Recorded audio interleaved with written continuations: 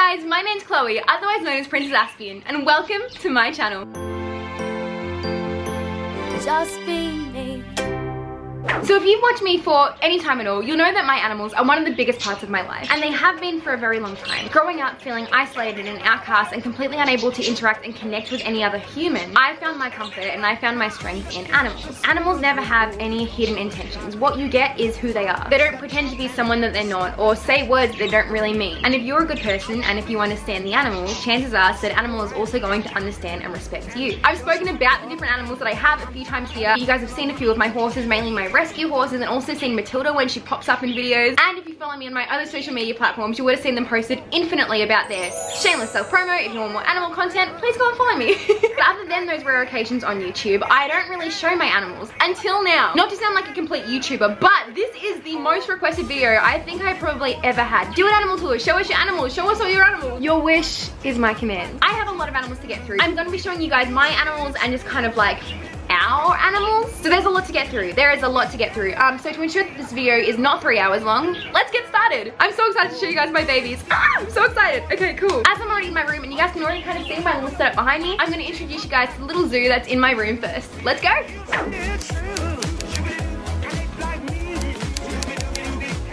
First up, we have got my axolotl. This is Lottie. She is a black axolotl and she's about 5 years old. I've had Lottie for about a month and a half, 2 months now, and I got her completely accidentally. I've always wanted an axolotl. I love them so much. I think they are just the coolest creatures. She was living with a family who had her for 5 years and just didn't have the facilities to care for her anymore, so they were giving her away for free. And I was like, that's good.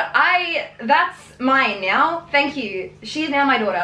So this is Lottie. She is the sweetest thing ever. She has the cutest little facial expressions. She's so beautiful. I love her. She's pretty chilled out during the daytime. However, at nighttime, you can see she's got these rocks down the bottom of them. They are very big rocks, so she can't swallow them. Axolotls can swallow pebbles and little stones and stuff, so you can't put them in their tank. But she's got big rocks here, so there is no issue of her swallowing these. And you'll hear her at nighttime just like scuffling them around, like completely just like rearranging her little house. She's also got some plants at the top, a couple of sticks to hide under, and a pot plant, which is where her little hidey hole is. And she's coming to the front now to say hi. Lottie's favorite food is live worms from the ground. So every 2 to 3 days, I will go outside, go into the veggie patch, and find her 2 to 3 live worms and feed them to her. And she just loves them. She's like a little crocodile. She looks so chilled out and so just like zen until she sees a worm and she just goes for it. She's so cool. I love her.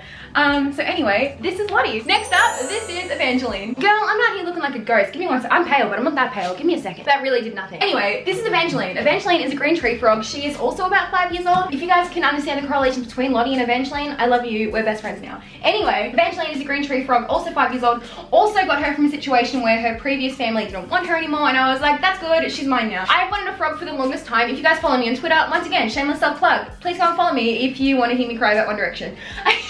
Anyway, if you guys follow me on Twitter, you would have known that I've literally been crying about wanting a frog for the past like 3 months. And then Evangeline came into my life. Evangeline is also quite tame and is also pretty good at being picked up, so I'll show her to you. Fun fact, frogs breathe through their skin, so you have to have wet hands and very clean hands, otherwise it can make them quite sick. Good girl. Hi. Hi.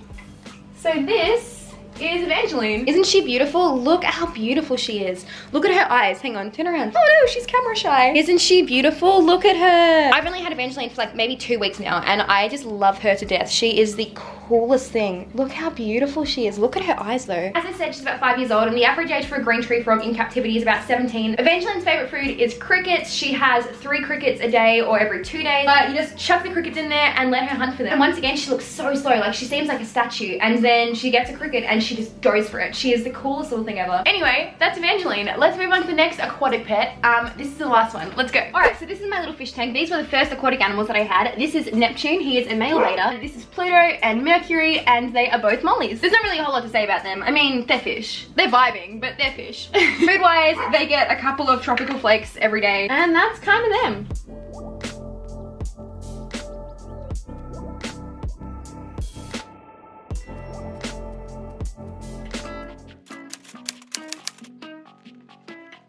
So these are 2 cockatoos. This is Casper and Roger. We've had them for about a year, and once again, they were kind of just rescues. Mum saw a post on a vegan's page that we're both on saying, hey, we have cockatoos and we live in a residential area, and our neighbors said we have to get rid of them, so someone please get them. And then Mum just came home with 2 cockatoos one day. This is Casper and Roger. Roger is not overly friendly, but Casper usually. So this here is Casper. He's pretty tame now. And he's a very good boy. Casper's favorite thing is music. He loves like really loud, like beaty music. Bad Guy by Billie Eilish, he's obsessed with that song. Anything that's got like a heavy beat. He also has an extremely sharp beak, so he just kind of goes for it. This is Casper. Well, he's good boy. He's really cute. He's very cute, isn't he? Good boy. So handsome. And he's nice now. So handsome.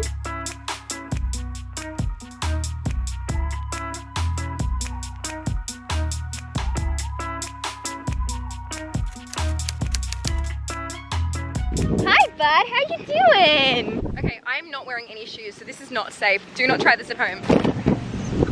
Alright, so in this paddock here, we have got Marley. Holy, you can't eat this. It's a camera, not food. It's currently just coming into spring at the moment, so all of the horses look a little bit ratchet because they're all losing their winter coats. Marley is the first pony I ever had. She's about 15 years old now, I think. She's an Australian pony cross Welsh, and she is just the best horse ever. I got Marley as a green broken 4-year-old, and I was a very inexperienced 12-year-old. I had been riding for my entire life, but I'd never actually owned a horse before, and the horses that I had been riding were all very like just dead broke school horses. So Marley was a massive change, and I remember the first time I rode her, she was just all over the place, and I had tried out maybe 15 different horses before her. I had actually bought 2 horses before her, and I saw Marley, who was this 4-year-old, just turned 4-year-old green broken horse, and I just fell in love with her, and I didn't know what it was, just I had my heart set on this pony. And for about the first year, things did not go well for us. She put me in hospital 3 times in the first 6 months. I had friends who were professional horse riders who would not ride her. Our pony club that I attended told us to not come back because she was so psycho. I just loved her. I was like, no, we can get through this. We can work this out together. And we did. When you work together, when you work with her instead of telling her what to do, she is going to do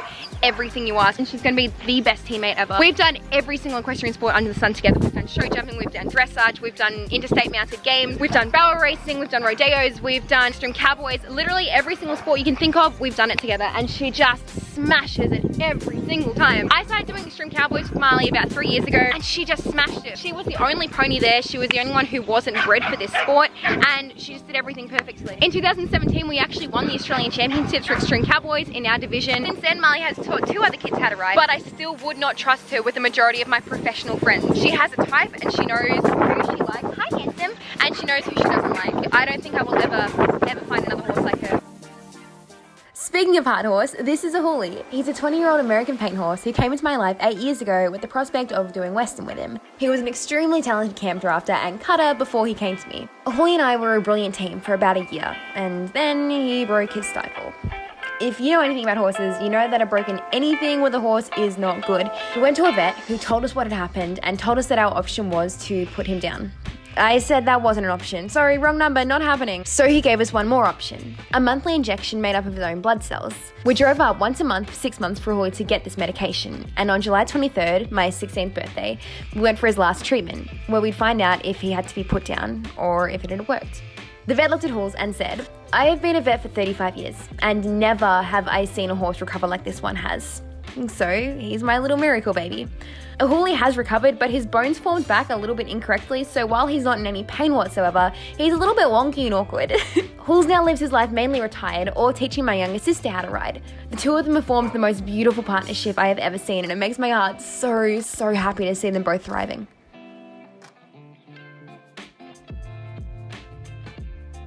This is Naja, and we have got Princess over here. Princess is an American quarter horse. She is actually a Hooley's niece slash sister. I don't know, horse families are weird. There's relations there somewhere. And I came across Princess because when I found out that I wouldn't be able to ride and compete with a Hooley anymore, I was devastated because I thought I had found my heart horse, and I just adored everything about this horse. So I backtracked and I figured out who a Hooley was bred by, and I did a Google search and called some people, and I found out his breeder, Naja.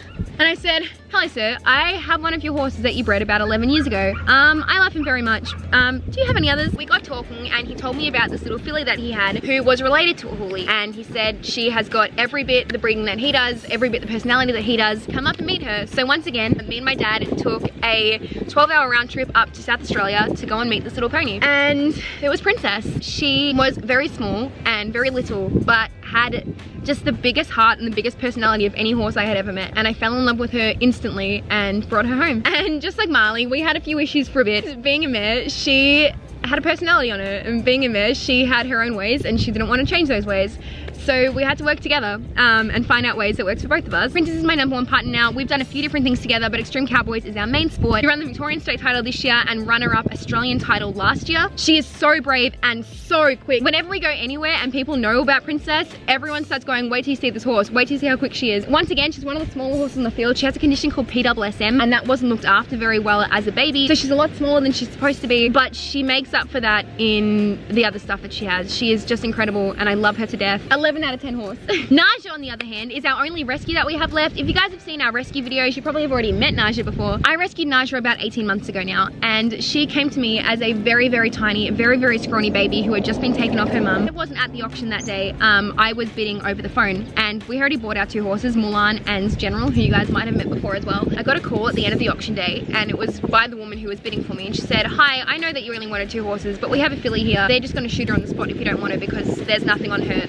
Not enough to go to the meat factory. Do you want her or not? They said it's going to cost you $5, and obviously I said yes because there was no way I was going to say no to saving a horse's life. So she came home and she was sick and scrawny and terrified of the world, as she would be. But I'm very excited to see this little horse that she's going to become because she's just the most stellar little pony already. I reckon just has the most bright future in front of her. I don't know what that's going to be yet. I'm sure that she'll tell me in her own way once she's ready, but I'm very excited about that. General is the other horse that we have, the other rescue who you guys might have met as well. He does not live in our property. He lives with my grandpa. He lives there with his mate Ben the donkey, who was also a rescue. General is about 30 years old. He's a stock horse and he's just living out his days. He's a happy fella. We also have Moo, who is about 500 meters down the road, so you're just gonna have to deal with insert clips here. Moo is a miniature pony who is the first horse that we had out of all the horses that are here at the moment. She is the sassiest little thing you would ever meet. All of the big horses are terrified of her. She completely owns the pack. If there's a thing of hay around, she will circle the entire thing just to make sure that none of the other horses get it. So she has to be away from the other horses because it's not mentally healthy for them. Anyway, they're the horses that we have. Alright, these are our chickens. Once again, the majority of them, actually all of them, are rescue chickens. Hey!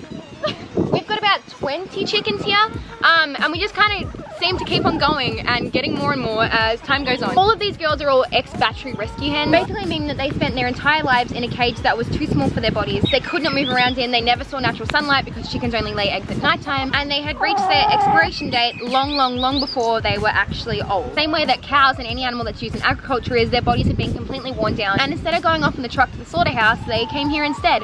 The majority of these chickens had no feathers when they first came to us. They had never seen grass before, they'd never seen dirt before, they'd never seen anything to do with outside before. And now these chickens are the fattest, healthiest chickens that you would ever meet in your entire life. They spend their entire days foraging for food, and we've used our old tree house as their sleeping area. It's pretty cool, especially seeing where they were and what they should have become, and seeing what they are now, just being the happiest chickens ever. So these are our girls. Did you guys see that? That white chicken just full on yeeted. I hope you got what you wanted, because that was good effort.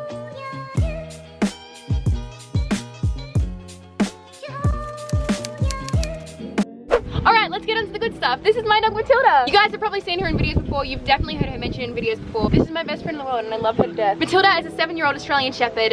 She's my autism assistance dog and my best friend in the whole world. I've never been a massive dog person. I've always kind of been more of a cat person. That's a lie. I've always been more of a horse person. I've always loved dogs, of course, but I've never been like a huge fan of them. And then I discovered Australian Shepherds, and I don't know why, but I was just obsessed with the idea of them. I had been researching them for ages. I was obsessed with the idea. I was talking to my parents about it and they were like, no, we don't really need another dog, because we had golden retrievers and chihuahuas and everything at the same time. And then my saving glory for getting an Australian Shepherd was I came across an article online talking about epilepsy and Australian Shepherds. At this time, I was suffering from seizures a lot. I had a period of my life where I was having seizures at least twice a week, and I came across an article talking about Australian Shepherds and seizures. And I showed this article to my parents and they were on board. They were like, okay, well, if this dog can help with our daughter's seizures, maybe this is a good investment. So for my 16th birthday, I was surprised with Matilda. We went to her breeder and I saw this pack of puppies, and in my head I had always envisioned having a dog that was kind of Matilda's color, but with one blue eye and one brown eye. And I had always known that if it was a boy I was going to call him Banjo, and if it was a girl I was going to call her Matilda. I saw this boy first and he was every bit the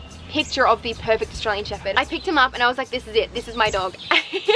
And then Matilda came bowling up the bag, tripped over herself, like flipped over 3 times and just smashed herself into the fence. And I was like, that's it, that's my dog. We're the same. That's it. that's the one. I want that one. And then we came home with Matilda, and she's been my best friend ever since. Anyway, it was about 6 months later that Matilda started having these seizures and these fits whenever she would fall asleep. And I was like, that's weird. So we took her to the vet. I found out that my article that I had read about Australian Shepherds and seizures wasn't that Australian Shepherds helped with seizures, it was that Australian Shepherds had seizures. So like for my entire teenage life, the two of us were just having these like little fits together. It was a good time. So this is Matilda. I love her to death, and I honestly do not know what I would do without her. She is my best friend in the whole world. I posted a couple of videos before showing how she reacts when I'm in sensory overload or when there's negative stims that are happening, and she's never been trained for that. It's just something which she instinctively knows. Yeah, she's just the best dog in the entire world, and I love her to death. Also popping into the frame at the moment is her best friend Zoe, who was my grandparents' dog. Anyway, that's Matilda. Alright, the next animal I have to show you, she has a bit of an odd place where she likes to sleep. So I don't know if she's in there today, but knowing her track record, she will be. Hi, baby. This is Biscuit. Hi, honey. Hi. I'm not going to bring her out because she's very old and she doesn't really like attention very much. She comes out every now and then, usually to come and sleep in my bed or to come and seek affection from me. But if she's not there, you can pretty much guarantee that you'll find her in some sort of linen cupboard somewhere.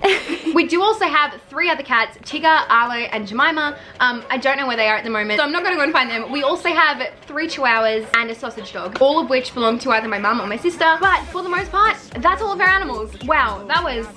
So anyway, that's it. That's the animal tour that you guys have been asking so much for. I don't really know what else to say on this video except for, there you go. I have a lot of animals.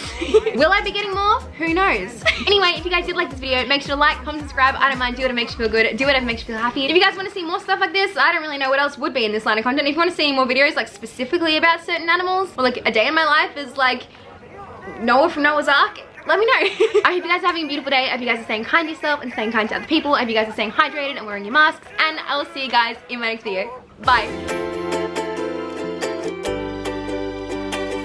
Just be